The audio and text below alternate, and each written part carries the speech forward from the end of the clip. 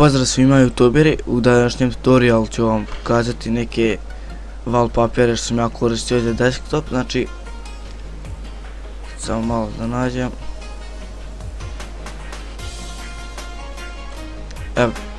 Evo ga, znači. I sad ako vi hoćete da vam pošaljem neku sliku ili sve u jednom folderu, znači javite se na stranici zida ili u inbox. Sad ću vam pokazati po neku sliku. Evo sad malo brže ići, tako da ne duljim video puno. Znači ako vam bilo šta treba, samo se javite na stranicu ili na našu stranicu zajedničku jednostavni kompjuterski tutorial. Znači subscribeujte ovaj moj novi kanal, budite aktivni. I to bilo to, znači snimat sad tutorial,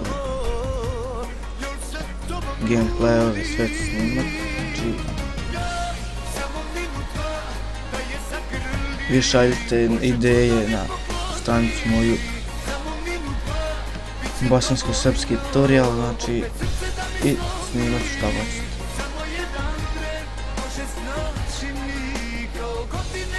I to je bilo to današnji tutorial, nadam se sam pomogao gledati moj sljedeći klip, naravno lajkujte našu stranicu, jednostavni kompjuterski tutorial, lajkujte moju stranicu, bosansko-srpski tutoriali i subscribeujte moj kanal i Kobri kanal subscribeujte.